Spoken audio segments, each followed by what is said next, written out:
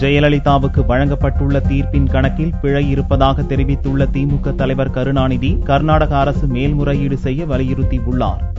திமுக தலைவர் கருணாநிதி செவ்வாயன்று ஒரு அறிக்கை வெளியிட்டார். நீதிபதி குமாரசாமி வெளியிட்ட தீர்ப்பில் ஜெயலலிதா தரப்பினர் பல்வேறு வங்கிகளில் வாங்கிய கடன்களை எல்லாம் ஜெயலலிதாவின் வருமானமாக சேர்த்துக் கொள்ள வேண்டுமென்று கூறி அதன் பட்டியலையும் கூட்டுத் தொகையையும் வெளியிட்டிருந்ததாக கூறியுள்ள கருணாநிதி, ஆக மொத்தம் ஜெயலலிதா பெற்ற கடன் 24 கோடியே 17,31,274 ரூபாய் என்று குறிப்பிட்டுள்ளதாக தெரிவித்துள்ளார். ஆனால் இதன் கூட்டுத் தொகை 10 கோடியே 67,31,274 ரூபாய் தான் வருகிறது என்று கூறியுள்ள கருணாநிதி, இந்த கூட்டுத்தொகை அடிப்படையில்தான் ஜெயலலிதா மீது சொத்து குவிப்பு வழக்கு 66 கோடி ரூபாய்க்கு தொடர்ந்தது தவறு என்று அவரை விடுவித்துள்ளதாக சுட்டிக்காட்டியுள்ளார். போயஸ் தோட்ட வீடு மற்றும் சுதாகரன் திருமண செலவை மிகவும் குறைத்து காட்டியிருப்பதாகவும் கூறியுள்ள கருணாநிதி, தன்னிச்சையாகவே சொத்து மதிப்பை எல்லாம் குறைத்து காட்டியிருப்பதாக கருத வேண்டியுள்ளது என்று தெரிவித்துள்ளார். தவறான தொகையின் அடிப்படையிலே தீர்ப்பு வழங்கியிருப்பதை பார்க்கும்போது தீர்ப்பு மாற்றப்பட்டிருக்குமோ என்ற சந்தேகம் ஏற்படுவதாக கருணாநிதி கூறியுள்ளார். எனவே இதற்கெல்லாம் உச்சநீதிமன்றத்திலே மேல்முறையீடு செய்ய வேண்டும் என்று தெரிவித்துள்ள கருணாநிதி, இவ்வழக்கில் கர்நாடக அரசு மேல்முறையீடு செய்ய வேண்டும் என்று கேட்டுக்கொள்வதாக அறிக்கையில் கேட்டுக் கொண்டுள்ளார்.